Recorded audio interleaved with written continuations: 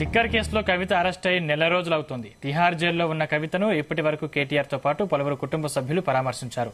కానీ కన్న తండ్రి అయిన కేసీఆర్ మాత్రం కవిత వైపు చూడలేదు. అంతేకాదు కవిత అరెస్టును ఎక్కడా ప్రస్తావించలేదు. ఇదే అంశం ఇప్పుడు పార్టీలోనూ అటు రాజకీయ వర్గాల్లోనూ చర్చనీయాంశమైంది.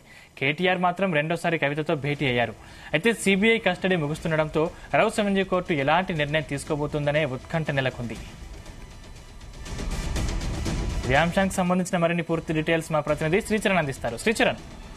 సందీప్, ఈ రోజుకి ఎమ్మెల్సీ కవిత అరెస్ట్ అయ్యి దాదాపు నెల రోజులు అవుతోంది. అయితే ఇప్పటి వరకు Kavitha father former chief minister KCR ఇప్పటి వరకు కూడా ఈ ఇష్యూ మీద ఎలాంటి స్పందించలేదు కదా, పరామర్శించలేదు కూడా డాటర్ ని ఢిల్లీ వెళ్లి. అయితే కనీసం అరెస్ట్ అంశాన్ని కూడా ఎక్కడ ప్రస్తావించకపోవడం కూడా ప్రస్తుతము ఇటు రాజకీయ వర్గాలతో పాటు మీడియా సర్కిల్ అలాగే సోషల్ మీడియాలో కూడా చర్చనీయాంశమైంది. కేటీఆర్ మాత్రము 2 సార్లు తన చెల్లెలతో కలిశారు. అలాగే అరెస్ట్ అయిన నెక్స్ట్ డే కూడా మాజీ మంత్రి హరీష్ రావుతో పాటు కొంతమంది కుటుంబ సభ్యులు వెళ్లి కలిశారు. అయితే 2 రోజుల కిందట కూడా మాజీ మంత్రి కేటీఆర్ తో పాటు హుజరాబాద్ ఎమ్మెల్యే పాడి కౌశిక్ రెడ్డి అలాగే ఎమ్మెల్సీ కవిత భర్త అనిల్ కూడా వెళ్లి పరామర్శించారు. అయితే ప్రస్తుతము మాజీ ముఖ్యమంత్రి కేసీఆర్ అసలు ఈ ఇష్యూ పైన ఇంతవరకు కూడా ఎక్కడ కూడా ప్రస్తావించకపోవడమే ఇప్పుడు రాజకీయ వర్గాల్లో చర్చనీయాంశంగా మారిందని చెప్పాలి. ఎందుకంటే ఆయనకి ఒక ఎమోషన్ ఉంటుంది. కూతురు అలా ఈ స్కామ్ లో ఇరుక్కోవడము, అలాగే కూతురు జైలుకు వెళ్లడం అనేది కూడా ఒక ఫాదర్ కి ఒక డాటర్ కున్న బాండేజ్ లో ఇది చాలా సున్నితమైన అంశంగా కూడా చెప్పుకోవాలి మనము. ఎందుకంటే చాలా మంది కూడా బీఆర్ఎస్ వర్గాలు చెప్తా ఉంటారు, మాజీ ముఖ్యమంత్రి కేసీఆర్ కు తన కూతురు అంటే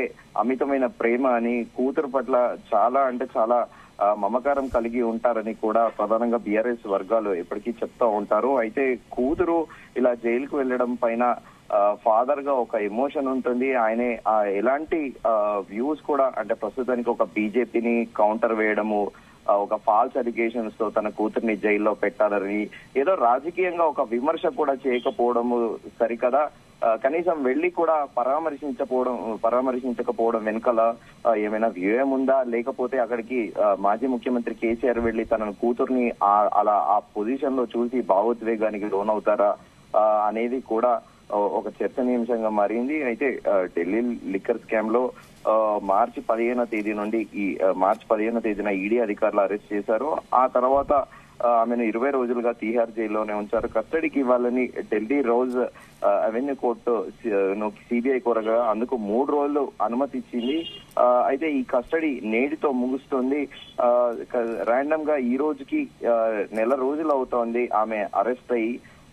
అప్పటి నుంచి కూడా కేసీఆర్ స్పందించడం లేదు. ఇప్పటి వరకు కూడా కనీసం ఆమెతో మాట్లాడింది కూడా లేదు అనేది కూడా ప్రధానంగా విస్తృతంగా చర్చ నడుస్తోంది. వెళ్లి పరామర్శించలేదు.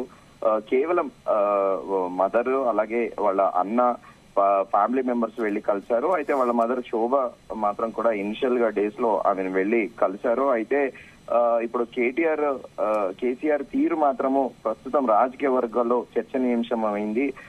ఎందుకు స్పందించలేదు, స్పందిస్తే లోక్సభ ఎన్నికల నేపథ్యంలో పార్టీకి ఏమైనా నష్టం జరుగుతుందా అని కూడా కేసీఆర్ ఆలోచిస్తున్నారా అనేది కూడా ఒక క్వశ్చన్ మార్క్ పెట్టి విస్తృతంగా సోషల్ మీడియాలో చర్చ జరుగుతోంది. అలాగే దీంతో పాటు ఏమైనా కారణాలు కూడా ఉన్నాయా దీని వెనకాల అనేది కూడా ప్రస్తుతం సస్పెన్స్ నెలకొని ఉంది అనేది కూడా ప్రధానంగా చర్చ నడుస్తోంది. ప్రస్తుతం ఎమ్మెల్సీ కవిత సిబిఐ కస్టడీలో ఉంది. ప్రస్తుతం సిబిఐ అధికారుల బృందంలో మహిళా అధికారుల ఆధ్వర్యంలో కూడా విచారణ కొనసాగుతోంది. ఆమె కస్టడీ ఈ రోజుతో ముగుస్తోంది. ఆమెను రౌస్ అవెన్యూ కోర్టులో ఉదయం 10 గంటలకు అధికారులు హాజరుపరచనున్నారు. అయితే సిబిఐ కస్టడీని పొడిగించాలని పిటిషన్ వేసే అవకాశాలు కూడా ఉన్నట్టు ప్రచారం జరుగుతోంది. ఒకవేళ పిటిషన్ వేయకపోతే మళ్లీ జైలుకు పంపించే అవకాశం ఉంటుంది అని కూడా అంటున్నారు. అసలు సోమవారం ఈ రోజు ఏం జరుగుతుందనేది కూడా ఒక ఉత్కంఠ నెలకొని ఉంది. అయితే 2 రోజుల వ్యవధిలోనే ఇమీడియట్ గా అరెస్ట్ అయిన వెంటనే మార్చ్ 17న కేటీఆర్ కూడా వెళ్లి చెల్లిని కలిశారు. చెల్లితో కలిసి 4-5 రోజుల పాటు ఢిల్లీలోనే ఉండి ప్రతిరోజు భేటీ అయ్యి ధైర్యం కూడా చెప్పారు. అయితే ఈ రోజు సిబిఐ కస్టడీ ఉండడంతో నిన్న సాయంత్రం కూడా వెళ్లి కేటీఆర్ కలిశారు.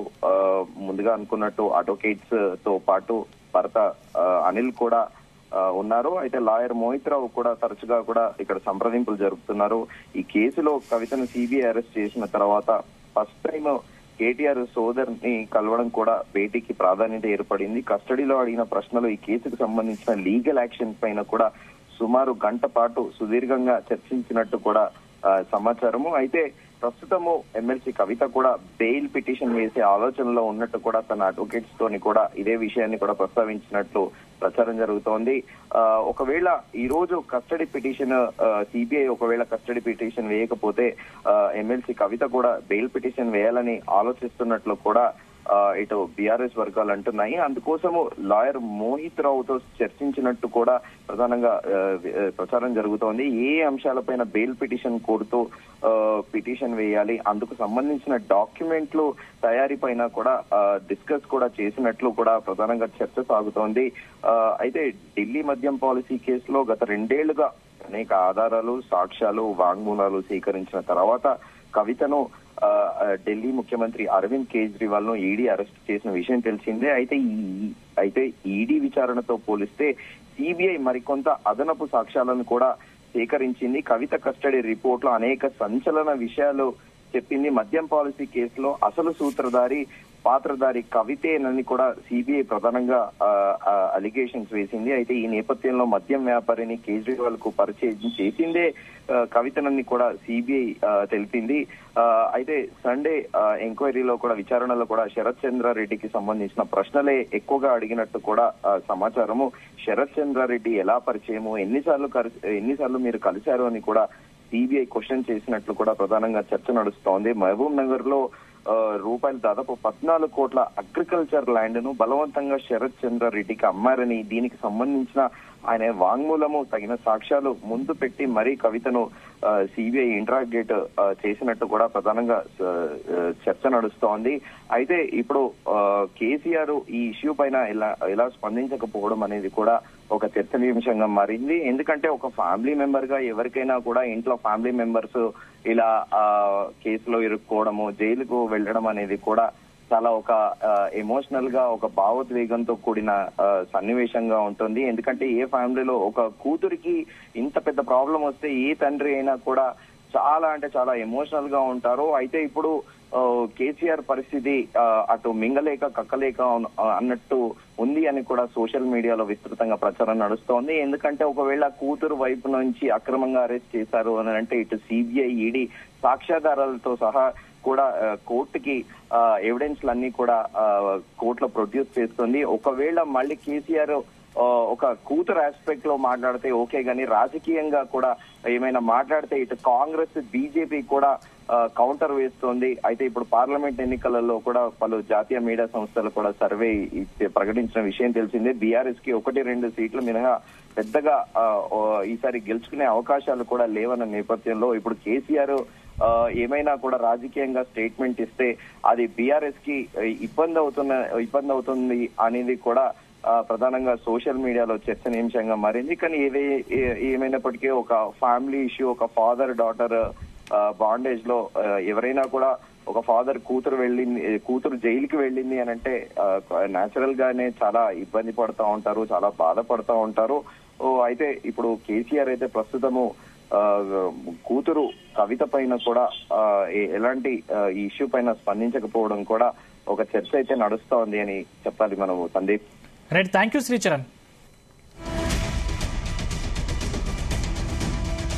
లిక్కర్ కేసులో కవిత అరెస్ట్ అయి 4 రోజులు అవుతుంది. తిహార్ జైల్లో ఉన్న కవితను ఇప్పటి వరకు కేటీఆర్ తో పాటు పలువురు కుటుంబ సభ్యులు పరామర్శించారు. కానీ కన్న తండ్రి అయిన కేసీఆర్ మాత్రం కవిత వైపు చూడలేదు. అంతేకాదు కవిత అరెస్టును ఎక్కడా ప్రస్తావించలేదు. ఇదే అంశం ఇప్పుడు పార్టీలోనూ అటు రాజకీయ వర్గాల్లోనూ చర్చనీయాంశమైంది. కేటీఆర్ మాత్రం రెండోసారి కవితతో భేటీ అయ్యారు. అయితే సిబిఐ కస్టడీ ముగుస్తుండటంతో రౌస్ అవెన్యూ కోర్టు ఎలాంటి నిర్ణయం తీసుకోబోతుందనే ఉత్కంఠ నెలకొంది.